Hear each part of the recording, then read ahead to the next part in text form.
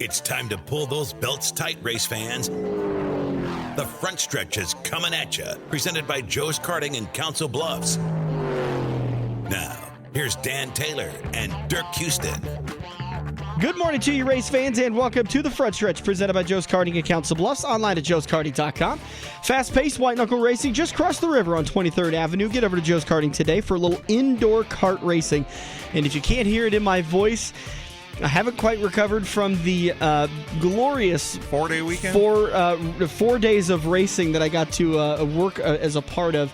And we recorded on Tuesday night. Hopefully by Sunday my voice is a little bit better, because Saturday night I'm at I-80 for the Midwest Fall Brawl. Sunday I get to be, and which is, by the way, tonight as the show airs, at Eagle Raceway for their season finale and the Nebraska Cup, which is going to, for the first time in I think 6 years, feature a 360 engine at Eagle Raceway. Really? Yeah, the Nebraska 360 series back on the bill at Eagle Raceway, something that Roger Hayden said when he got rid of the 360s for the right reasons, by the way. I'm not dogging on Roger at all for reasons why he got rid of the Nebraska for the 360 series, 360 engines as a part of the weekly series. He said we'll probably never have the 360s back, and that spurred Dennis and Randy to create the Nebraska 360 Touring Series, which is now powered by Carpet Lane and Malvern Bank, and now they're making their return to Eagle Raceway. So it's going to be really excited to see those guys back at Eagle Raceway. And the great thing is the Malvern Bank Super Late Model Series is also on that bill. Yeah, that'll make for a good show. I mean, I actually know a couple people that were hoping they would get the War Boys back, the wingless 410s, because they had their rain out back in the spring. Yeah. And, they really enjoyed it. I mean, I know one guy that drove in from Colorado last year that used to be a track official over like Farley and stuff on the eastern half of Iowa that's now located in Colorado. And he goes, it's the best sprint car race. And he goes, he loves the wingless sprints. He goes, tell Roger to bring it back. I know Roger wanted to get him back, but you know how things just work. Once the season gets going and a race gets canceled, it's so difficult to line things back up again. Well, yeah, because they've got their schedule set, and you don't know what their schedule's got for, when they can squeeze it in. And I like watching them. I think they put on a good show. The RaceSaver Nationals, I was really surprised to find out that Jason Martin had won this race. Not necessarily that Jason Martin's not qualified, but the fact that Jake Bubach had been so fast coming into that weekend, and every single race he entered that weekend, which happened to be 3. He had a heat race for the Race of Champions. He had a heat race for the Friday night action. He had a feature for the Friday night action, which punched his ticket to Sunday night's A feature, and then he had the Race of Champions feature on Saturday night. He won all of it. Except the Sunday night feature. So I was really surprised by that. We're going to get Jason on the show just to kind of get Jason's side of how everything happened. But to my understanding, man, he checked out and went. And Trevor Grossenbacher put up one heck of a fight once Trevor got to Jason, but just wasn't able to get around it. And Jason Martin becomes the first 2-time champion for the RaceSaver Nationals. Yeah, to me, that's kind of a neat deal. I mean, it's I-80 went... would they go 5 or 6 years? No, 5 years before they had a repeat champion at the Silver Dollars, and that's still Bloomer's the only one that's won, and his were back-to-back. You know, Jason wasn't back-to-back, but he is the first 2-time winner of that event. And he's incredibly fast right now. I know that Jack Dover won the USMTS Series point standings as of last weekend in Jackson, and now Jason will start to fight him for the Nebraska 360 Touring Series Championship. Going into tonight at Eagle Raceway, Jason was 25 points behind Jack Dover, and Jason's been putting on one heck of a fight. It's been a great race to watch all season long, and now with Jason winning the RaceSaver Nationals, having a little bit more experience at Eagle Raceway in 2019 than Jack Dover does, it'll be interesting to see what those two can do for the race tonight at Eagle Raceway, and then for the 3 races following that when they crown a champion. Yeah, that Jack Dover Racing wasn't the USMTS. Sorry, MSTS. There we go. I was just gonna look it up here because I couldn't remember what the initials were. But mentally and physically have still not recovered from the Labor Day weekend. What an amazing! I mean, listen, the RaceSaver Nationals are really growing into a glorious event. I think the biggest thing that hampers that from being a massive crowd attender, I think the big hindrance is the fact that it seems to rain a lot the week leading into Labor Day weekend. Yeah, I mean every year there's been, I think, at least one rain delay situation in that weekend. It didn't rain a drop during the RaceSaver Nationals. It rained overnight, which just helped on the water bill a little bit, but they were able to get the track and the show. Everything went off seamlessly the weekend of the RaceSaver Nationals. I give Roger and that track crew all the credit in the world. They did a great job working the track, anticipating the changes, and giving the drivers a good condition to race in. Yeah, I mean, I didn't see a whole lot of bad talk about the racing. You know, it was a great weekend. Dr. Danger added a little bit of excitement to it. I know there was some frustration with the fans on Sunday because they couldn't necessarily see turn 2. They had 2 school buses stacked on top of each other. And then he took another school bus and ramped off this giant ramp into the school buses and caused this giant explosion. Well, the stacked school buses blocked the view on the bottom side of turn 2, and that made some fans frustrated. I know that was just an oversight. It wasn't something that was done on purpose. That they will address that situation and fix it for next year, depending on what they have happen next year. But maybe Dr. Danger won't be around next year because he got too much danger. So back to the results. Jason Martin picked up the win. Trevor Grossenbacher came home second. Jake Bubach in third. Caleb Johnson, who had a really strong year out of Sioux Falls, came home fourth. Kevin Ramey, hard charger of the... No, he was not the hard charger. Excuse me. Kevin Ramey came from 18th, finished fifth. Tyler Drucke finished sixth. Ethan Barrow at 7th. Bradley Sterrett finished 8th. Anton Hernandez 9th. And Brooklyn Holland out of Fresno, California. To my math, Dirk, you can double check this. It's always best if you do. I believe she was the hard charger, started 26th, finished 10th, came up 16 positions to finish in the top 10. So Nebraska had 2 in the top 5, 3 in the top 10. Texas had 1 in the top 5 and 2 in the top 10. So good job for Nebraska finally defending against Texas, who has been very strong at the RaceSaver Nationals over the last couple of years. More of the local guys. Toby Chapman finished 26th after hard contact early. Ryan King finished 24th. Adam Gullion 23rd. Mike Boston 20th. Stu Snyder, 15th. Joey Danley finished 11th. I know I missed Tyler Drucke in there. No, Drucke finished 6th. Excuse me, I did get him. So good run for those guys.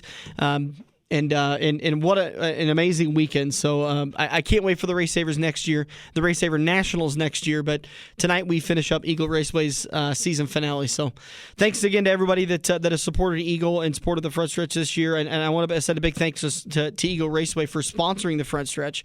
Sending us a little sponsorship money always helps to pay for new things. And by the way, we've got a nice cool tablecloth coming because of it. Yep, I saw the picture. So that'll be nice. And that's going to lead us to something that we're going to announce probably next weekend, which is going to be an on-site opportunity for you to watch as we do some interviews with some local drivers, some track champions. We're getting those details put together, so we'll let you know probably next weekend show while we're over in Knoxville for... No, wait, that's not next... Yeah, that is next weekend. That is next weekend. While we're over in Knoxville for the Knoxville Nationals, for the late model Nationals, we'll get you more information on that. And if you're not doing nothing on the 14th, you need to go ahead and make that little 180-mile drive or so over there to Knoxville. It is a great night of racing Saturday. You got the Malvern Bank cars that run a full show. Yep. Heats and features, and then you've got the big 100-lap feature from the Lucas Oil guys with halftime entertainment. And that is, by the way, for the Malvern Bank guys, that is a invitational only race, non-points paying race. I believe their season wraps up at the Cornhusker Classic this year. I think so. All right, so that's going to do it for us. Oh, you know what? We got to recap Darlington. A little bit of a rain delay slowed the start of that race down, but eventually, I think you said locally the green flag waved at like 9:07. Yeah, that sounds about right. Yeah, I think you sent me a text and you said green's finally out. Well, yeah, I wanted to let you know in case somebody was texting you or emailing you a pick on the contest, because I'm sure it would probably happen. But it was definitely a streaky race. And it was a good race. A lot of people are saying there was a lot of follow leaders. I think NBC Sports did a pretty good job of keeping the camera on the action. And there were enough yellow flags to keep the racing pretty much packed together until the final segment. Final segment, they did get some green flag stops in. But, depending on what you had for a pick, there were some great throwback schemes, and that's what I went ahead and went with. I went ahead in my pick. I took William Byron because I like the throwback scheme to the Days of Thunder. You know, there were some other good cars, too. I thought Kyle Busch's car was really good. Eric Jones did his own deal. He did a throwback to himself, to his late model days, but he got the checkered flag. Yeah, so he got the big throwback. But yeah, the cars, it was a clean air race. Yeah. The guy in front, had the clean air. And there at the end, Kyle Busch cut down a 1.7 second lead to under 0.3 of a second. But that's as close as he could get because he'd lose the air in the turns. And it was a 2-groove track. You had a low groove and a high groove. I think the tires, they still fell off 2.5 seconds through a run. But since they were only having 30-some-odd laps a run, they had good tires on most of the time. Yeah. So, they at the end, when they ran the 100 and what'd they run at the end? 147 laps, I think, for the last segment, something like that. 187, I think. They ended up with a whole bunch of cars a lap down, but they weren't at that point. You had one pretty good crash there towards the end that got a bunch of them together and took my guy out, took him from 5th place back to 18th or something like that. But so you took you took Bowman. You already said that. No, I took William Byron. Oh, Byron finished 21st. Okay. Sorry. Well, 18th, 21st. Ain't much difference there, but 4 points. Well, I'm just kidding. I'm just teasing. Because I took Kyle Larson, who finally had a good finish. Yeah, well, he come in and he was running second at the first pit stop when they came in under yellow. He was running second to Kurt Busch and restarted 12th. And wasn't fixing any damage. Yeah, yeah. It's like, what's going on, dude? So then he got back up to like 7th or 6th, and it looked like, well, at least I'll get some stage points. No. We got to have another caution first, and he's got to drop back to 12th. Right. So he finishes the stage 11th, and yeah, it was just that kind of day for me. I jinxed the poor guy. As I was driving out to the racetrack, I was listening to MRN, and they were talking about how they were expecting the Darlington stripe count to be considerably lower due to the new aero package. It was lower, and so it was. It had because they had also not only the aero package, but they'd also treated the. Did they treat the bottom groove or the top groove? Well, it really didn't matter because it all probably washed off. Yeah, everything washed off, Okay. So there was nothing on the track. And but like Kyle Busch said, he had to go to the back because of an engine change. So he started 31st. And he won the second stage. So, he was very fast. His brother was fast, but his brother got involved in the crash and it was cars that 2 or 3 laps down that got in the crash that took out, a middle, like 4th through 10th or something like that in the running order. Well, the Busch brothers definitely dominated. Kyle started 33rd, finished 3rd. 4th in stage 1, won stage 2, led 118 laps. Kurt Busch started 4th, finished 7th, but he won stage 1, 2nd in stage 2, and he led 94 laps. Right. So definitely a dominant run for those two. Yeah, and one runs a Chevy, one runs a Toyota. The Toyotas were fast again. Martin Truex came up through the crowd, and then he ended up pitting and got down a lap and could never get that back with a loose wheel. Only one of the chase drivers to really have a bad day was Denny Hamlin, finished 29th on the day. He finished what looks to be about 13. He was in 21 laps down. He was in the top 10 and got involved in that accident. Okay. Everybody else kind of seemed to mind their P's and Q's. And Denny doesn't really matter. I think he's got 4 wins on the year. Right. So not only is he locked in, he's going to be tied for first. It's going to be a 3-way tie between him. Well, I guess I shouldn't say that because it's not just off wins. It's playoff points. Right. Looks like right now Kyle Busch is going to be your points leader, followed by Martin Truex Jr. and Denny Hamlin are going to be tied for second with playoff points. And that going could into change. Going into whoever wins the stage today or wins the race is going to get more playoff points. Right. So that could definitely change. But Kyle Busch is still going to be first no matter what happens. As you mentioned, Eric Jones picked up the win. Kyle Larson came home second. Kyle Busch third. Kevin Harvick fourth. And Brad Keselowski fifth. Clint Bowyer, Kurt Busch, Matt DiBenedetto. 8th place. Again. Matty D putting it up in the top 10, started 19th. That's a good run. He stayed out of that mess. Good. That got him 7 or 8 spots. He was awesome. running 14th or 15th when that wreck happened. Got him in the top 10. Martin Truex Jr. 9th and Austin Dillon with the top 10, like I mentioned. Denny Hamlin, the worst of the playoff contenders. Ricky Stenhouse Jr., who's kind of starting to fall out of it. He is back to 21st in points. That would put him, he's pretty much done. Pretty much out of it. Unless he wins. Daniel Hemrick finished 37th, and Hemrick is back to 25th. So both of those guys, after their finishes at Darlington and after the last 4 weeks, 4 or 5 races they've had, they've got a win to get in. You got rookie points on there? Because I know Hemrick's still battling for that, I do believe. Henrik and Matt Tifft and... and Ryan Preece. Right now, just strict points. Daniel Hemrick is one position in front of Ryan Preece. Daniel Hemrick's 25th. Ryan Preece is 26th. And Matt Tifft is 31st. Well, so Preece and Hemrick are probably still pretty tight on the rookie points then. Yeah, because what is it? They take they don't take all 36 they take like your top races. 15 or 20 races or something. Well, the Sunoco rookie of the race for Darlington was Ryan Preece because he finished in front of all the other ones. Yeah, so, but I know Hemrick was leading, and they had, Preece I think was leading, but they were real tight, and so I'm sure they're still tight. I'm still because they'll run right through to Homestead. Yeah.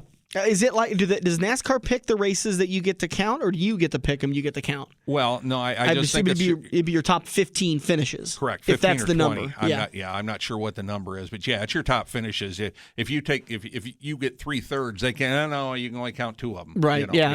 So it's a lot like they do with the NASCAR National Touring, the NASCAR National points for dirt for the weekly racing. Yeah, you pick your. I think Dustin Grout was telling me. I think you pick your top 14 races. I was going to say I thought it was 12, but there's a lot of tracks don't even get 14 in. Oh, that's a good point. But he's and he races here in I-80 in Adams County, so he gets to pick one or the other because you got to pick a state too. Yeah. And they don't have to pick a state in Iowa or Nebraska because those two are the only two. Well, you got to pick either Iowa or Nebraska to run. Oh, you can't win the state championship in both? I don't think so, no. We'll have to figure that out because I've never asked that question. But I assumed if you won the track championship at Adams County and I-80, you won state championship for Iowa and Nebraska but that would depend on if you had 14 finishes. Yeah, see, I don't think it works that way. They've changed it so many times over the years. I mean, it used to be you just had to go out and win races. You saw guys traveling all over the country. There were no regions or anything. Yeah, and we're getting a little sidetracked here. So, All right, so that's the results from Darlington. One more race to go today at Indianapolis. I hate the fact that Indy is deciding our regular season finale, but what do I know and what decisions do I get to make? 0 is the answer to that. Yeah. Hopefully that will change in 20. Is it scheduled through 2020 or 20? Or is it? Yeah, the schedule's through 2020. Right. They have that one locked, so hopefully it'll change in 2021. And I got a feeling there might be a track down the road over by Des Moines somewhere that might get. It'd be nice. Yeah, it'd be awesome if that was the regular season ender. And that was another thing. Darlington had a pretty full house. Yeah, it was. I thought I read that it was sold out. Technically sold out, but it's kind of like going to a Nebraska football game. There's some empty seats out there. Hey, we didn't sell 1,600 tickets. Boosters, can you buy those up so we can keep the streak? Thank you. Appreciate it. On your credit card? You want to put it on? Okay, we'll put it on your credit card. Yeah, that was probably how that whole thing handled out. But anyways, so that's the Darlington recap. And but a good night of racing. I mean, I stayed up late and watched it all, even though I had to get up early Monday morning for my dialysis treatment. But I was glad I stayed up. It was a good race to watch. Hey, I want to recap I-80 Speedway's track championship just real quick. We talked about it on Sunday. The points battles leading in. Ryan Jenkins in the Jack Daniels Modifieds was leading Jacob Hobscheit. He ended up holding on to that.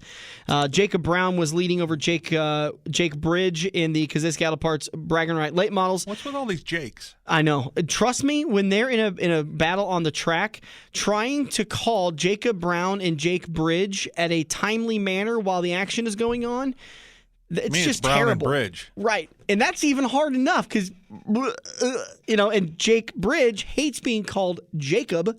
And every once in a while, I would say Jacob Bridge. Anyways, and I'd always get an earful at the end of the night. But anyways, so it's Jacob Brown. See, I just did it. Jacob Brown picked up his third straight Bragging Right Late Models championship. Luke Ramsey had won the championship for the Certified Transmission Hobby Stocks earlier in the year. Stephen Oakes picked up the track championship for the River City Heating and Cooling Sport Compacts over Dustin Grout, who, again, Dustin Grout had the better season, but unfortunately just had an issue in tech inspection. He was disqualified, much like you're seeing a lot of these Xfinity Series guys were. In fact, I think that's where they decided to borrow the disqualification from. He got 0 points on the night, and that's tough when the winner gets 100 and 98, 96, 90, 94, so on there, and you only get 0 points that night. You didn't even show up. So that's what fell Dustin Grout back to second. But Stephen Oakes, very deserving track championship. I don't want to take anything away from him. Well, NASCAR at least gives you last place points. Oh, in the major touring series, you at least get 0 points or 1 point. Yeah, Sean Harker ends up picking up the track championship for the Ties Outdoor Power and Service Sport Modifieds. But Devin Peterson, once again, I'm really impressed with the way he's come on at the end of the year. I think he's going to be a major contender for the track championship in 2020 if he decides to run I-80 again. And I really look forward to seeing that battle if Sean Harker's back in the sport mods this year. But Matt Andrews finished third. That's another great class that has some very thick competition. Shane Stutzman absolutely whooped the field in the Rotello's Italian Bakery stock cars. The big points battle going into the final night. Going into the night, Bill Layton Jr. had a 1-point advantage over Josh Leonard and an 8-point advantage over his brother-in-law, Andrew Kaziski. And Josh Leonard ends up finishing second in the race and wins the points championship by one position. And that's all he needed to do, was whoever finished in front of each other was going to win the championship. Bill Layton Jr. just not able to get his car to work quite right. And Josh Leonard had a pretty good rocket leading quite a bit of that feature. So Josh Leonard ends up going on winning the championship. Bill Layton finishes second. Andrew Kaziski ends up finishing third, 13 points out. So that's your track championship and point championships at I-80 Speedway. I want to go back to one thing because you reminded me of it. I was going to mention it earlier, but when you said disqualification, Denny Hamlin won the Xfinity race but was disqualified. And we didn't mention that, and Cole Custer got the win. Oh, we didn't. We didn't mention that on Sunday, did we? Right. Yeah, I thought we talked about it pre-race or pre-show, didn't we? I forgot about that. Yeah, but with that disqualification, I saw a lot of people jabbering on Facebook like they always do that Joe Gibbs cheats and all of his guys get to win, and I'm sitting there thinking, well, in the Cup Series, he's got 13 wins in 25 races. I would have think if they were cheating in 13 tries, Tech would have caught him by now. Yeah, that's the thing about the tough thing about teching in dirt track is you have over 100 cars, maybe 150 that are there each night, and you really only have time to pick one thing in tech. Usually top 3 or 4. Well, it depends what you're teching. Some things take a long time. If you can tech 3 or 4 things, but they might not be real important things. So sometimes they tech safety issues. Sometimes they tech things that they're getting word that drivers are doing this. And safety issues you're not going to tech post race. That's not a deal. Don't. Well, they do it sometimes though. But they've done it quite a few times at I-80 and Eagle. They do it at Eagle, especially at the beginning of the year, to make sure guys are in line. Well, you usually just do that. You walk around and tech that stuff all day. But again, they don't. They maybe they should. They don't. I can tell you that much. But anyways, my point is, with NASCAR in the 3 National Touring Series, they tear those cars down bolt by bolt, and they check everything. It is a rigorous inspection process. Well, the pre-race inspection's pretty rigorous, but anymore they don't do a bolt by bolt because they've got to have it all done, so they can declare that winner this year. That's all new this year. Yeah, but they still tear that car down in the R&D center later. They don't. They do a preliminary inspection on some of the bigger things, and then they clear the car. And then, to my understanding, that the top 3 plus a random still go back to the R&D center to get a full teardown. Yeah. And that's something that they've done. So when a driver wins a race and passes inspection, it's not that, they got away with 3 things, but they passed what they were looking for. They tech everything. And if there happens to be something that they end up getting away with that is in a gray zone, it's because NASCAR hasn't quite figured out how to catch it yet. That's happened every once in a while where I'm thinking about in the Xfinity Series when they had those door panels that they had painted. No, this was in the Cup Series when they had used the paint scheme to throw the OSS system off on the quarter panels, on the rear quarter panels, and give themselves a little bit of an advantage. NASCAR had finally caught it and figured out a way to adjust the system. NASCAR finally figured out what they were doing. Right. They didn't catch it, or they'd have disqualified them for it. Right. But they finally figured out what was going on and were able to make changes to the rule book as such. But It amazes me, the people online that, they just, you give them the benefit of the doubt, because for the longest time when you failed inspection, you got a penalty, but you still got the win and you still got the points and you got the points for the race, but then you got hit with the penalty later that week. Now you finish last. Yep. You get last place pay, you get last place points, and you don't get to carry the benefits of that win. So it did no good for Denny Hamlin to cheat in that race, because he probably didn't feel it in the pocketbook. He still got paid for driving that race. He wasn't eligible for Xfinity Series points, so that didn't matter. And I believe Cole Custer got the benefit of the win and the points. Did he get first place points or second place points, the win? with the win, you get first place points. Okay. He's moved into first place. He gets the 5 playoff points. And NASCAR's new ruling on this has brought it more a little closer to the way dirt racing does it, and it's well, I think it's a good thing. Right. But the funny part is the people that say, well, what about Harvick last year? They didn't have that rule last year. What about Harvick last year? Right. Let's talk this year. Like Tony Stewart said, why are we talking about the old system when we're not running the new system? We're not running that system anymore. Exactly. Let's talk about the system we're running now. That's what matters. Exactly. And that's what we've got right now. All right, we've gone now. This is obviously going to be an extended turn 1. Online exclusive only. All right, we're going to take a break. Tracy Weber, drag racer, and probably a drag dresser, depending on how much alcohol he's had, is going to join us up in turn number 2. Turn number 3, we're going to announce the 5-week contest at Kansas Speedway. We finally have the details ready to go. The contest is up, and you have to get signed up by the time the green flag waves at Indy today at 12:30. Don't think that you're going to log in at 12:25 and get signed in. Do it now. Do it early. Send me an email, frontstretchradio@gmail.com if you've got any questions. But we're going to talk more about that. And you should have got an 3. email here in the middle of the week to remind you to go ahead and sign up. Right, and we're going to get you more information on that. And then in turn number 4, we're going to talk Indy. We're going to get you set. We're going to talk a little bit of the playoff bubble, plus get you all the information you need to get set for the Pick'ems contest, for the 5-week contest, and any draft contest you want to be a part of, any of the betting contests, which you can bet in Iowa, by the way. I know that now.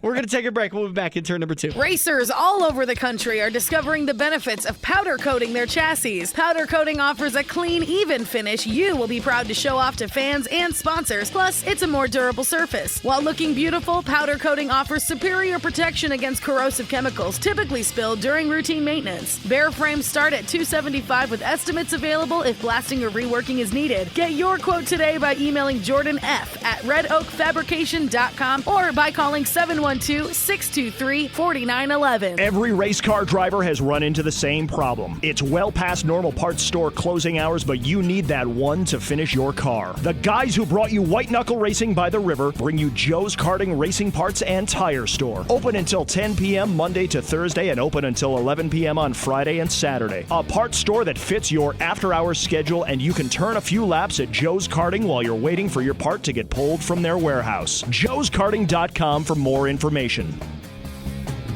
We're hooked up in turn 2 and still showing the green flag on the front stretch. Welcome back to the front stretch. About ready to do another Red Oak Fabrication interview. And I know, it's the end of the season, and hopefully you don't have to have a new chassis done with this late in the season, but getting ready for 2020, getting your budgets ready to go, make sure you check out redoakfabrication.com for pricing and information on their powder coating jobs. They just put in 4 they're putting them in right now, 4 giant powder coating bays so they can keep up with all the work. Josh Mose at Edge Chassis takes all of his chassis over there because he knows the superior work of powder coating and the superior work that Red Oak Fabrication can do, and they do it at an affordable price. They're not a big-time company that's trying to gouge into the racing community as much as possible. $275 for a bare frame fully powder coated on the basic paint levels. You need some sandblasting, a little bit of reworking. It's going to be more for the man hours, but I guarantee you're still going to leave your arms and legs attached so you can gas her up and wheel it down the speedway. Yeah, that's why you go now in the fall before you put that thing out in the shop, and with a little condensation, it does a little rusting, and then you got to pay for that sandblasting and stuff. Go get it coated now, and then it can sit all there nice and purty until you decide to work on it over the winter. On the corner of 34 and 48 in Red Oak, Iowa. Those are highways 34 and 48. Online at redoakfabrication.com. Get an estimate. Jordan F. at redoakfabrication.com. Get more information on how they could take care of you. Joining us on the phone now, a former Circle Track driver, now a drag driver, and I suspected maybe not. I don't know. Do you think he's dragged in his day? It's drag racer. What did I say? Drag driver. What did I say? Drag driver. Jesus. But I mean, it might qualify. It is Tracy Weber. Yeah, you're right. We've had Tracy on the show before, but it's been a long time. And unfortunately, Tracy, I lost your interview. I'm so sorry. I forgot to air it earlier in the year. I greatly apologize. So we wanted to get you on tonight to do because you're just drag racing for fun, right? You're not points racing or anything? Oh, no points racing, just going out and having fun and learning how not to order pizza. Well, how did that story come up? Did you order pizza wrong somehow? He lost and didn't have anything to do but order a pizza and watch the others race. So Obviously, well, you sit on the tree long enough, you wait till it turns green. You're basically dialing up Domino's, ordering a pizza because you're slow. So Maybe order Jimmy John's next time, and they can get to you a little quicker. I hear they're freaky fast. Well, from the stories, no. No. Take us back to the beginning. Were you a drag racer to start and then went circle track, or was it circle track first and now drag? Oh, circle track first for years, and now drag racing part-time, fun time. Okay, yeah. well, even drag racing part-time compared to drag racing or circle track racing part-time, you still haven't replaced a wheel or cut down a tire or changed any body panels, had you? Not yet. On wood. Okay. Dang you, dirt. Knock on wood. There ain't no jinxing in that in drag racing. It's very seldom that you do those things. Now, you might replace the transmission or the rear end or a drive shaft, but you're not doing body panels and wheels and tires. Unless you're like the guy that was on the drag racing show yesterday down in Indianapolis. He took a brand new Camaro and stuffed it in the wall. Was that the? Yeah, I saw some stuff on that on Facebook. And, yeah, that was ugly. and even Warren Johnson did one too. Yeah. So it gets ugly. So you'd race circle track for quite a while, and then you took, I believe, 1 or 2 years off of racing altogether, and then, I don't know, you bumped your head and decided to go race straight. No, you didn't take that much time off, did you? No, I had the modified, the B mod. Mm-hmm. I guess it was middle of last year. I sold both of them, but I had this truck I've been building because I've been wanting to do an S10 for whatever reason, and so I've been building it back and forth between that and working on the race cars and stuff. Sold the race cars, like I said, and concentrated on the truck. I had taken it down to I-29, I believe, a couple of years before. Had some fun with it, and and then you always want to go faster. So put a little more money in a little more things and go a little faster. Not saying it's setting any speed records, but it's what I've got and I'm working with, and so here we are. So you're not ready to go on Street Outlaws yet? No. How long till you go NHRA? Just probably never. Oh, NHRA, it's just like going NASCAR. They've got slow classes too. Oh yeah. They have thanks, classes. Kirk. Well, I sent him a picture of a rail that's for sale today, so he could step up his game. So. Yeah. Did you go buy it? No. If somebody wants to buy it for me, I'd gladly drive it. Hey, it's that the motor's worth what that guy's asking for that whole car. Definitely, that's not a bad car at all. Little, it's 15 years old right now, but you got to get your feet wet somewhat. But depending on how much it's been raced, Yeah. And it's not like a top fuel car where 15 years would be an antique. You wouldn't want to drive that, but well, it's kind of like in the circle track world. You buy an 04 or try to race the 09, you're already starting in the back, starting behind the time. So yeah, except on a dragster, the technology's not changing near as fast as what the dirt cars do. No. Definitely not. So. How's your account at Joe's Karting Parts Store? I would imagine with being a racer and working there that you might have a charge account going. Well, yeah, I had one. We got it paid off. Good. Now I'm down to zero, and it wasn't real high, but luckily Rich kind of let it give me a little slack, and so we got that reeled in, paid for, and so we're doing good. We're on the zero line. No red, no black. I can only imagine when you get like a new catalog and you're just kind of thumbing through there and you're like, the S10 could use that. Well, we don't. Well, we got a few catalogs, but everything's on the computer, and I can just type in what I need. I won't say there's a big selection, but we've got a few other suppliers that are back and call if we need something. But I'm trying to keep it on the down low. I don't blame you. Just keep her low, and so don't want to get into it like I have with the race cars. Where are you mostly racing at? I've been going up to Ottawa since I-29 got flooded twice. They've worked their butts off to get their track going. I just went up to Ottawa, started racing there, met some pretty cool people there. That is a nice facility. Oh my gosh, that track is smooth. Yeah. And it's sticky. And it's sticky. Yes, sir. It's very sticky. So I usually don't have a problem. Once I got to know Roadkill pretty decent, and I think they'd seen me kind of break the tires loose a couple of times. They kind of stopped action. They stickied up the starting line per se a little bit more. So that kind of helped out. So it's very nice facility. Yeah, I I hear a lot of great things about it, and they're doing some really nice things for the racing community over there. Yeah, they've got some issues going on right now, though, so hopefully they'll get those straightened out here in the next week or two. Yeah, I think they dropped the ball this last weekend, but they'll learn. Now they're under new management again, so hopefully everybody learn, get along, play nice, and they're going to have a very successful racing operation up there.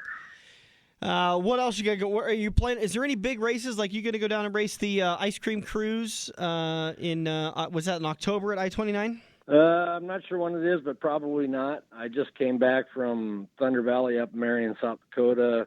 Raced there Saturday. Came home Saturday night because I couldn't sleep. Made it home about 5 o'clock Sunday morning, but we had a good time up there. I made it into the second round, and then I raced a guy. I dialed in like a 13-second dial-in. I should have went with my first instinct, but the other guy dialed in a 1365 in this like a 78 Nova. Pretty fast car for what it was, and so he took off, and I'm catching him, and I caught him, and I ended up breaking out. But this guy dialed, like I say, he dialed in a 1365. He ran 13.6534. It's like that guy's got his car down pat. So I ended up putting myself on the trailer, but I had a good time, so that's all that matters. You keep saying that. Yeah, it seems like you're having a good time. I know that circle track and weekly points can get pretty monotonous and can get you down, but it seems like you're handling the drag race and the drag driving pretty good. And as I watch Dirk just turn over there, but it seems like you're having a good time, and that's the important thing. Oh, definitely. I've met some neat people. Not saying I haven't met any neat people in the stock car world. Just very neat people at the racetrack. I got a guy I met a few months back, and he keeps calling me Travis, so I'm just going with it. My name is Travis now. So it's just a neat setting. You're not always in a hurry to do stuff. You got time between rounds and test and tune, time trials, whatever. But it's again been having fun. I did actually win a trophy up in Ottawa a few weeks back, so that was kind of helped the morale a little bit. Yeah. So, well, the camaraderie with the drag racers is just like it is with the dirt track guys. It's just a different discipline. You're going to see if your car breaks and it's something that the guy next to you, break a rocker arm, and the guy pitted next to you has got one. If you don't, he's going to loan it to you. You know? Sure. I mean, just like the dirt track guys do, and they'll help you if you got to, unbolt a tranny and swap a tranny out or something. They'll help you out just like they would at the dirt track. And like I said, it's just a different group of people. Definitely is. That's for sure. I always gave my brother a hard time years ago because he used to drag race, and I'd give him a hard time and say, I had more on-track time racing than you ever did in your whole career drag race. Now I'm living that down. It's like, I actually said that, but I used to hear it all the time. Sure. I always like to give my brother a hard time. I race 10.5 seconds at a time, but it's the same thing, only different. I mean, I don't know how else to put it, Mm-hmm. Yeah, you're gonna meet people, and they're gonna be the coolest people ever. So, I have friended a motorcycle racer up there. His name's David Griffiths, and he's a pretty cool guy. I just can't believe the testicular fortitude he has on that motorcycle. It's just a mean machine. He's been doing that a long time. Yeah, he said he went somewhere and he raced big time guys that they fly in to race their motorcycles, and he dang near beat one of them. But very nice guy, and his family's real nice. So yeah, because that name's been around drag racing since my Scribner days. So. Mm-hmm. Hey, who was the guy you sent me the video of a few months back that did that whole video piece on drag racing? Oh, that's Thomas Gall. Okay. He's from Beersford, I believe, and he races a dragster up in Marion, up in Thunder Valley, and he won the World Finals, I think they call it, in 2017. But he has a really neat channel, and he tries to put a video together every week. And yeah, I watched that video, and I'm not much into the drag world, but I kind of enjoyed it. I thought he did a really good job on it. Was he running Super Comp or Top Dragster, or what was he running? I think he's running Top Dragster. Okay. I think is what it is. But him and his dad both run a dragster, and Tom won fun Saturday night when I was up there. So, but in a way, they run all the electronics and stuff like that, which to me, I think that takes most of the fun out of it, I would think. But, when you're running an 8-second quarter mile, that kind of makes up for it. So. Oh, that's probably a super comp dragster. Well, I think they call it top dragster up there. I don't know. I'm not sure. Yeah, and it's IHRA, so I don't know if they have different. Yeah, that's different. That's their top class. If it's IHRA, it's okay. Pro Comp and top dragster are the same thing. So. Gotcha. Because NHRA's got that dragster class that they're blown alcohol dragsters that run off a 10 or a 610 index, and they don't altitude correct. Gotcha. So you go up to Bandimere, you still run a 610 where they altitude correct, like for a super gas car, a half a second up at Bandimere up in the altitude. So I see. Okay. Yeah, they had a group called the Wild Bunch up there, and those are the not methanol, but top fuel dragsters and stuff like that. Oh my gosh, those guys are awesome. Some of those little Alderns and stuff like that. Yeah, they had one altered, and then there's a guy from, I think, Canada or North Dakota. He has this nice-looking Camaro that was up at Ottawa here a few weeks back, and then is up at Thunder Valley. And boy, those things just scoot down the road. Like, wonder what you turn in, metamorphosize into when you drive one of those. Man, those just things would just put you back in your seat. Yeah. So thinking maybe you turn green inside the fire suit as you're going down the Something turns a little green, maybe. Hey, Tracy Weber joining us on the show, man. We do appreciate your time. Again, apologize for not getting to your interview earlier. We really liked having you sit down with us at the auto show, so we wanted to get you back on the show. So that way you could actually get on the radio and talk to us a little bit. If you guys want to meet Tracy and find out what he's all about, you can always go down to the Joe's Karting Parts store. He's usually working the counter, and he'll get you set up with a great deal on some great parts. And he's got a Facebook page. What's that Facebook page dedicated to that strangling strong S10? Midlife crisis, the S10. That's awesome. All right, man. Appreciate you coming on the show. Always do love having you on. We'll get you on again sometime soon. Take care, all right? Thanks for having me, guys. Have a good night. Thanks, you too. Bye. Bye-bye. So once again, that was Tracy Weber, local drag racer in the area. Goes up and races at the Ottawa Racing and Events Complex, sometimes down at I-29 over at Thunder Valley. Just kind of, he's doing the way that a lot of guys are kind of envious of. He's got an extra couple of bucks. He'll run over and go somewhere and go race. If he doesn't, he just kind of stays home and works. Well, and that's why he works at the parts stores to be able to do this. Yeah. He's not spending a bunch of money out of his regular paycheck. He's got a 40-hour-a-week job just like the rest of us. Mm-hmm. And now I do know he did take off and take a 5-day weekend for Labor Day, I think it was 5 days, and to go up and race in Marion and have a little fun. And I do know he's got family right up in that area too. Yeah. So he goes up and visits them. But now that I-29's up and running a little bit again, I don't think they're back on any type of weekly program, and they probably won't be this year. But yeah, I can imagine. I think they're going to run a couple of specials and just hopefully kind of recoup some costs and then go back to work, kind of mending the facility once again. Yeah, I mean, because they had all the underground wiring and everything got ruined. They had a lot of damage there. Mm-hmm. Not just flooded once, but flooded twice. Twice, right? And it's bad enough when it does it once. I mean, I know the Corps of Engineers is trying to get that fixed so it doesn't happen again next year. So we'll wait and see. We're going to take a break. We'll be back in turn number 3. It's time to announce the Kansas Speedway Crewman For A Day contest, powered by Starcom Racing and presented by Rick Havenridge of Wealth Partners. Find out more about what Rick could do for you, rickhavenridgeadvice.com. We're going to take a break. We'll be back. Joe's Karting in Council Bluffs and Malvern Bank present the first annual Slick Track Series starting October 1st. Running each Tuesday in October, November, January, and February, you'll have a chance at nightly winter hardware, free races from Joe's Karting, and of course, a white knuckle and good time. First place wins $500 plus a 1-year VIP membership. A full schedule, payouts, and requirements can be found at joeskarting.com. The Malvern Bank Slick Track Series only at Joe's Karting in Council Bluffs. If you love wings, if you love rings, and all kinds of other tempting things, great times, great food, get to Quaker Steak and Lube. Quaker Steak and Lube is the official watering hole of the front stretch and the home of MAV TV, featuring action from the Lucas Oil Late Model Series. Great times, great food, get to Quaker Steak and Lube. Located on Mid-America Drive in Council Bluffs. Feather the brake and get back to the gas. Dan and Dirk are headed into turn 3 on the front stretch. Welcome back to it. Appreciate everybody tuning in this morning to the Front Stretch, which is always presented by Joe's Karting in Council Bluffs. Time to announce the Crewman For A Day contest at Kansas Speedway. It's our bigger of the 5-week contest that we do.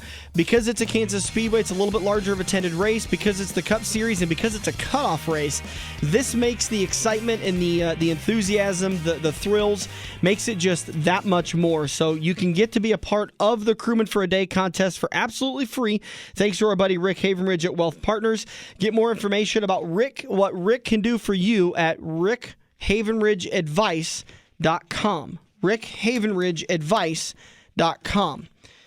Rick's a financial advisor at Wealth Partners, which is a practice of Ameriprise Financial Services. Once again, visit Rick at rickhavenridgeadvice.com. So the 5-week contest, we've done these for how many years now? 4? Yeah, sounds about right. And we've had a lot of great success with them. The fans always have a great time doing them. I mean, how couldn't you? It's free to be a part of. Really, the only thing that you're going to be out of pocket if you win this contest is hotel nights and some food. And that's even if you're thrifty about it, the teams will oftentimes feed you. So you could sit at the hauler while the teams eat, and you get some of their good food. And my God, do some of these teams know how to cook on the road? Oh, I've seen these guys. Some of these teams actually bring chefs. Mm-hmm. I mean, they're out there grilling lobster. Yeah, they go up to New Hampshire, and it's readily available. And I've seen it in Iowa. I've seen it in Iowa? Iowa Speedway. Where did they get? And I don't even want to know where they got. They flew it in. They brought it out of the Missouri River. No, they did. They flew it in, and it was Brendan Gaughan's team when he drove for Rusty Wallace. Wow. So here's the bits of the contest. It starts today at Indianapolis. Runs for 5 races. Indy, Las Vegas, Richmond, the Charlotte Roval, and then it ends at Dover. It's a really, really simple contest. You can only pick a driver once during the 5-week contest, and you receive the championship driver points that driver receives for their finish in the race that you picked. Bonus playoff points don't factor in. Penalties do, however. If you happen to pick a race-winning driver and you go home with 60 points because they swept the weekend, they won stage 1, they won stage 2, and they won the race, but then they happen to win the scanner. They fail in tech inspection, then you get 1 point on the day, and the contestant that took second or third place gets the more points on the day. So it's a really, really simple system. But the neat part about it is we've had people get in the top 5 and get some decent stuff out of this game with a start of like 57th or something after the first race. Yeah.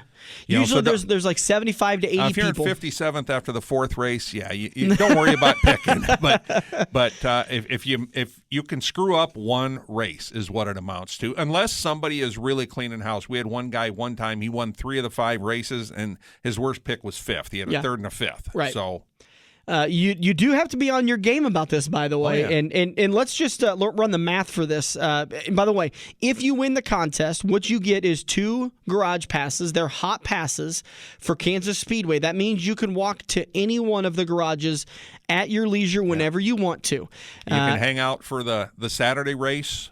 You can hang out for the ARCA race Friday night. On pit road, you can hang out on pit road for the Saturday race. And by the way, if you do stay for the ARCA race on Friday night, our buddy Zach Ralston always invites anybody to come on down and hang out in his pits. And you can go into their garage with these passes too. And you get to meet Zach, and he's always got some dynamite nacho chips and salsa. That salsa was amazing from one of his sponsors. He's got a Mexican restaurant sponsor, and they send this Tupperware bowl that you could take a bath in. Oh, huge! It was. I wanted to drink it, but apparently that's not sanitary. He started to put a straw in there. It wasn't good.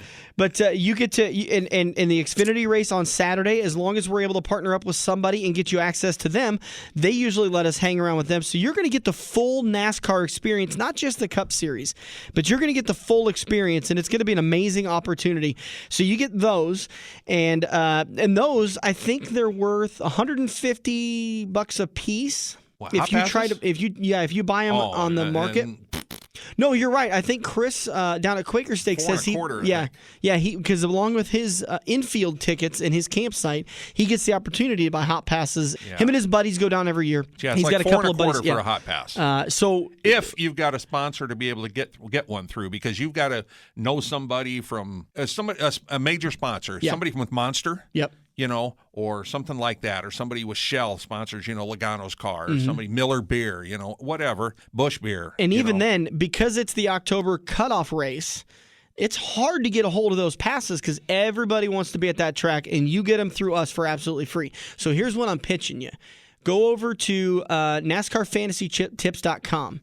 Get yourself a subscription. It's $70 for a year. If that gives you a leg up on the competition, it's well worth your $70, and you don't just get it for these 5 races. Yeah, I was going to say that gives you the first 2 contests of next year. Mm-hmm. Well, and most of next year, too, because it's a calendar year. It's not just a season. Well, yeah, but it'll give them the 2 Crewman For A Day contests next year, the first 2. Well worth your time, well worth your money, and you could also go and recoup that money by going down to the casinos and throwing a little sports betting on what Chad tells you to do.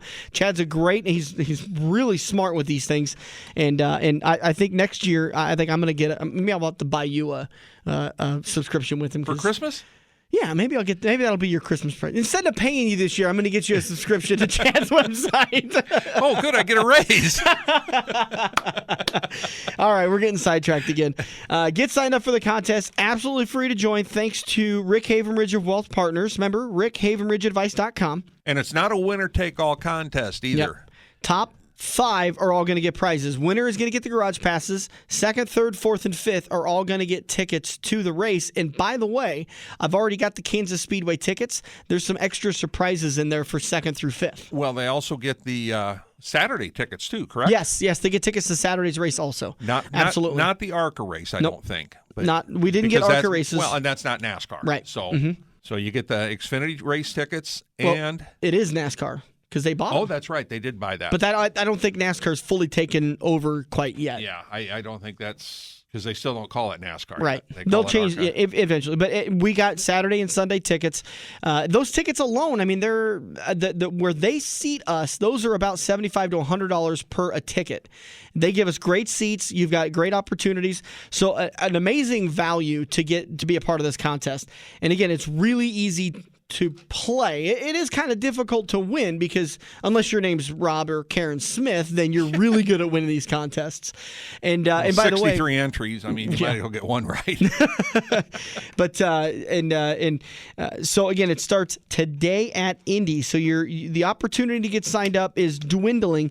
You need to email us frontstretchradio@gmail.com. I will send you the link and information. If you haven't played any of our contests before, it's in an online system on NASCARPoolsOnline.com. We have a closed pool, so not anybody in the world can join it. It has to be people who listen to this radio show and have our special password code. I'll email you that code. You create your profile, you click on the link, you join the contest. You can put your 5 picks in right away, so that way you don't forget. Or you can wait each week. I think on Sunday morning, race morning, the website will send you an email and remind you, hey, you got to get your pick in today. But they don't give you a time. It just says get your pick in today. Right. But if you pick all 5 and you decide you want to change one on week 3, you can do that. You can absolutely do that. Yep, you can change right in them and change your pick right up until the green flag. Or actually, on there they lock it usually 15 or 20 minutes before the race starts because it's on the even time. Right. I was going to say if it's like a 1:24 green flag, they'll cut it off at 1 o'clock. Right. So it's pretty easy, and we'll send you emails to get everybody. You got statistics and tips and information, and then when picks are due. We make it about as seamless as you can possibly think. And if for some reason and the website has had issues, and I mean I get trapped on them too, where it might cut the pick off 2 hours early for some reason. You're in there and it says you can't make your pick. All you do is you turn around and send Dan an email because you're going to have his email. So you just send him an email and said, I want this pick. It's this time and the system's not letting me in. Yep, not a problem. And like what happened at Darlington, it happened to get rain delayed.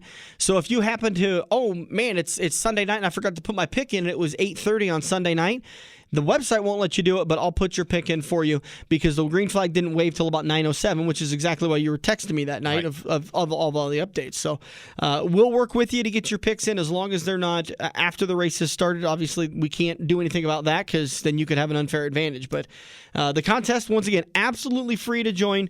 You could send us an email, frontstretchradio@gmail.com. You can also private message us, and we'll get you the information, but you cannot private message your picks. You have to put your picks in on the website or email us. That way I have a timestamp of exactly when it came through. Did I miss anything?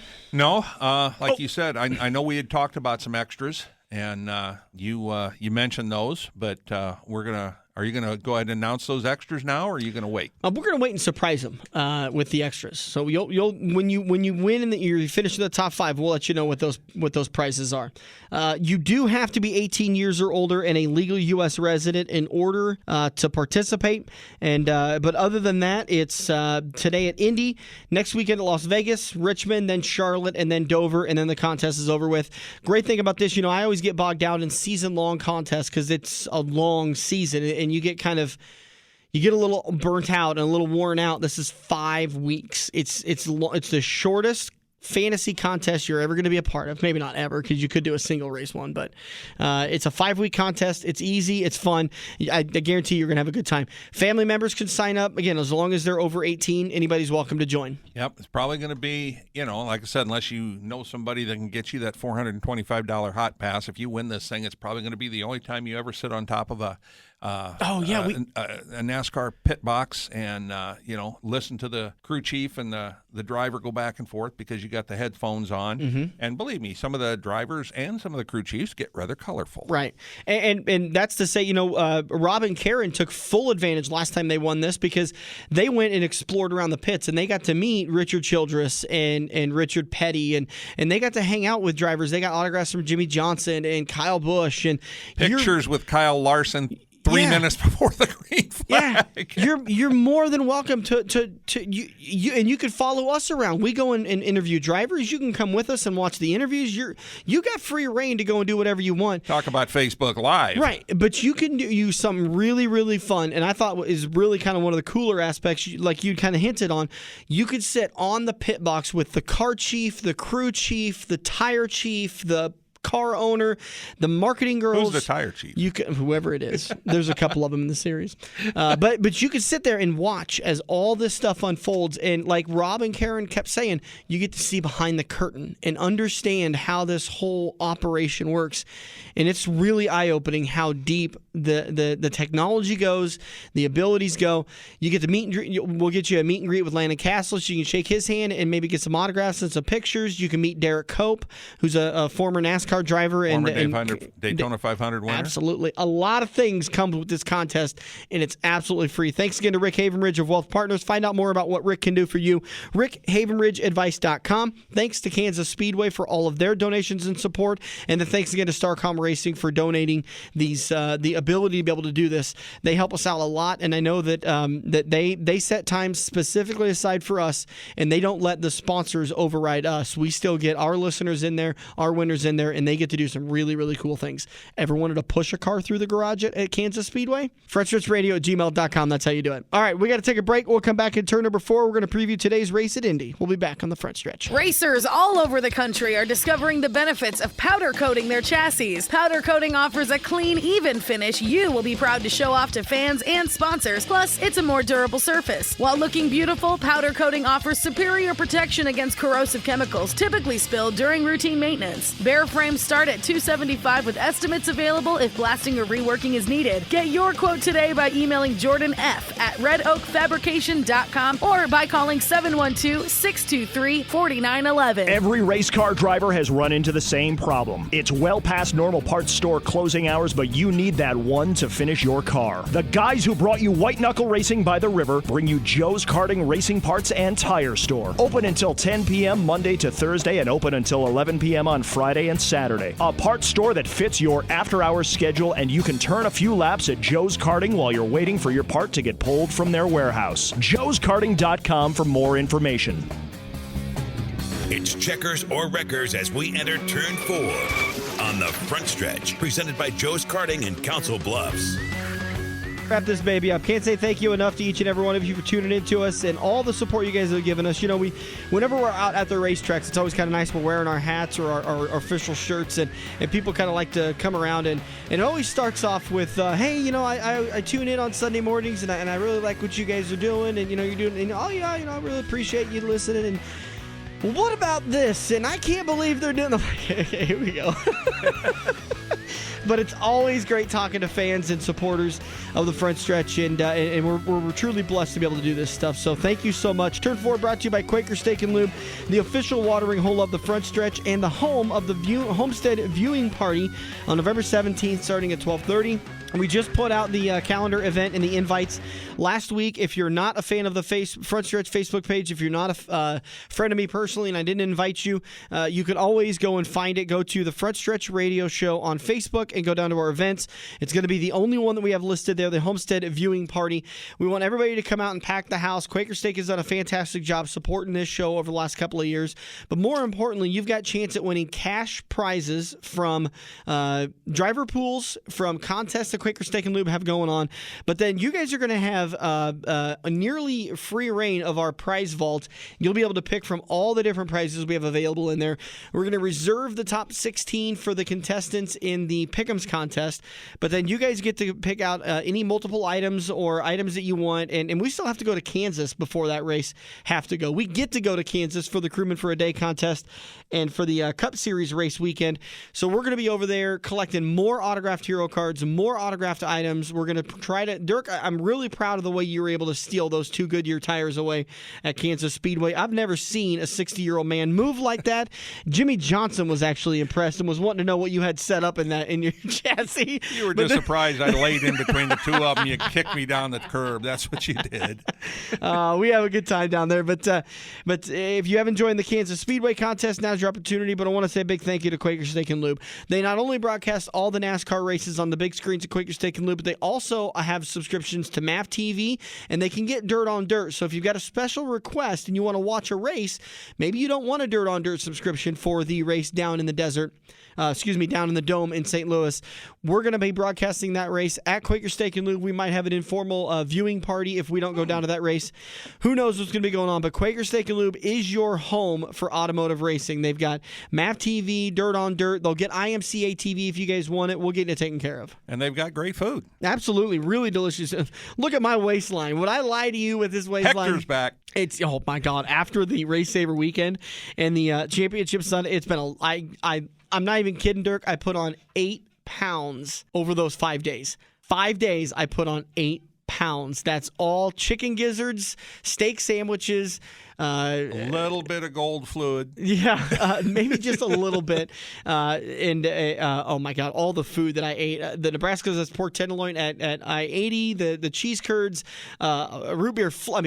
I put myself through the ringer. Hey, with all the thanking you're doing to our fans, does that mean I got to buy you another box of Sharpies for Christmas for all them autographs you signed? Yeah, that would be great if you could do that. That'd be awesome. Don't forget, get signed up for the Pickups contest today it closes at 12:30 for today's race at Indy. So that will be the last opportunity to get signed up to the contest. You can always join late, but there's really no point because it's such a short contest that when you get that goose egg, it's going to be really, really tough to come back from that. That is a fact. Even though it's not impossible, but you got to really be on your game if you're going to just give up a race. Let's do it the other way. Try and win the first 4 and then just skip the last race and give everybody else a chance. Yeah. Let's preview today's race at Indy. I hate this race. Yeah. This is not one of my favorite races. Why they made this the cutoff race for the championship is ridiculous. I think it was their last idea to actually getting people to show up to it. It didn't work last year. It's not going to work this year. It's not going to work next year. It's a bad race. It's a bad racetrack to see a race. Well, but yes, absolutely. It is a great racetrack for Indy cars because they were designed at that track and with that track in mind. They weigh half as much and got twice as big a tire. It's not a good track for a NASCAR stock car. And to your point, it is a terrible track to watch a race because you only get to see, what's the estimate, 20% of the racetrack? Oh, no. 15% of the racetrack? The only way you get to see 20% is if you sit like in turn 1, right in the middle of the turn. And I mean, and then you can see 50% because you can see down to turn 2 and you can see the front straightaway down to turn 4. But there's, like 2 sections of seats. Yeah. 100,000 people there and 10,000 people get to see that. Yeah. It's anyway, so today's race is at Indianapolis, scheduled to be 160 laps long. Brad Keselowski won this race last year. Eric Jones came home second, Denny Hamlin in third, Kevin Harvick in fourth, and Clint Bowyer in fifth. Kurt Busch, Jamie McMurray, who isn't racing this year, Kyle Busch, Paul Menard, and Ryan Newman finished out your top 10. Tough days for Martin Truex Jr., who finished 40th. I'm going to say Matt DiBenedetto. He's been really, really strong this year. It's a little bit of a different circumstance because he didn't have that Toyota research that Joe Gibbs was given Levine Family Racing. He's going to have that now this year. We'll see if he can continue, but nonetheless, when he was in the 32 car last year, he finished 36th on the day. Ricky Stenhouse finished 34th. Alex Bowman 33rd. And that is about all of your playoff contenders that finished outside the top 20. Yep, that's about it. So kind of a typical day. Stage 1 was won by Clint Bowyer. Stage 2 was won by Matt Kenseth, who's not racing anymore. And again, the race was won by Brad Keselowski. Big points getter on the day was Brad Keselowski, 49 points on the day. So if you look at that and you're in the contest, 49 points, if that was the big points getter, that's going to put you off to a pretty solid start. Yep, absolutely. All right, get your picks in on time. Don't forget, picks are due by 1 o'clock today. Coverage for the race starts at 12:30, which, by the way, I just realized that means the contest cutoff is at 1 o'clock for the 5-week contest if you want to get involved in that. I know we talked about it in length last turn, but frontstretchradio@gmail.com is where you can get signed up for that contest for absolutely free. I want to say a big thank you to Rick Havenridge for presenting that contest, Red Oak Fabrication for bringing us all of our interviews in 2019, Quaker Steak and Lube for sponsoring turn number 4, and of course Joe's Karting for providing all of the ability to be able to do the show, and for title sponsoring the show, being a great sponsor. We know in dirt racing and in racing in general, you couldn't do things without sponsors. Joe's Karting, Quaker Steak and Lube, Red Oak Fabrication, and Rick Havenridge make sure we can do that. Yep. When are we going to get Monster or 5-Hour Energy or something to help you out? That's a good. Well, I'm getting 5-Hour Energy. I don't care about Monster. I'm going after 5-Hour Energy, but they've completely pulled out of the sport, so I don't know how it's going to be a tough go. But I'm going to give it a shot because, boy, could I sure use an endorsement with. It'd be like winning the lottery if I could do that because I would save so much money on 5-Hour Energy if I get an endorsement deal with them. Thanks again, everybody, for tuning in. Once again, we're going to be live next weekend from Knoxville Raceway, a hotel near Knoxville Raceway, as we will bring you a full race recap from the Late Model Nationals. We'll bring you interviews with the top 3 finishers for the Lucas Oil Late Model feature. Good Lord willing. Is it a Lucas Oil Late Model? World of Outlaws is there too, right? It's not a sanctioned race blocking the other one out, right? Oh, well, no, you can. They don't block each other out. Well, but they have. I think there's some unofficial penalties if you go and race the other series. But. Correct, but no, it's okay, a Lucas Oil sanctioned race. Okay. It's not a World of Outlaws sanctioned race, but like Mike Marlar's more of a World of Outlaws guy than he is, and Bobby Pierce will be there and he drives wherever there's a race. Yeah. He doesn't chase any points. So. And to clarify, I think the penalty is if you're racing World of Outlaws for the points and you're in the top 10 and you miss a World of Outlaws race for a Lucas Oil race, you miss out on your prize money at the end of the year. Something I think that's the penalty. And I think there is a penalty. I think Lucas Oil has the same thing. Anyway, so my apologies for getting sidetracked there. So we'll be at Knoxville. We'll get you interviews with those guys. We'll also bring you interviews with the SLMR feature winner. Might as well sit down and talk to them too if we're able to get to them. So we'll get all that stuff wrapped up, and we're going to do that next weekend. And the great news is we're going to get more autographed items for the prize vault while we're over there. Fingers crossed that we're going to be able to get that stuff. So tune in next weekend for another live show. This time we're going to be covering the Knoxville Nationals late model race over at Knoxville Raceway. For Dirk Houston, I'm Dan Taylor. That's going to do it for the front stretch, as always, presented by Joe's Karting right here on AM 590, Omaha's ESPN Radio. The official watering hole of the front stretch has you covered any day of the week with the best wings, great burgers, and amazing steaks. Each weekday from 4 to 6 is happy hour, featuring $1 off draft and well drinks plus $4 Luberitas. Mondays are kids' night. Tuesdays are all-you-can-eat wings for $12.95, and the lube even delivers to the Council Bluffs area. Like Quaker Steak and Lube Council Bluffs on Facebook for a full list of weekly events. Get to Quaker Steak and Lube. Mid-America Drive, Council Bluffs. Joe's Karting in Council Bluffs and Malvern Bank present the first annual Slick Track Series starting October 1st. Running each Tuesday in October, November, January, and February, you'll have a chance at nightly winter hardware, free races from Joe's Karting, and of course, a white knuckle and good time. First place wins $500 plus a 1-year VIP membership. A full schedule, payouts, and requirements can be found at joeskarting.com. The Malvern Bank Slick Track Series only at Joe's Karting in Council Bluffs. This has been the Front Stretch Radio Show, presented by Joe's Karting in Council Bluffs. To contact Dan or Dirk, find them on Facebook at The Front Stretch or email them at frontstretch590@gmail.com.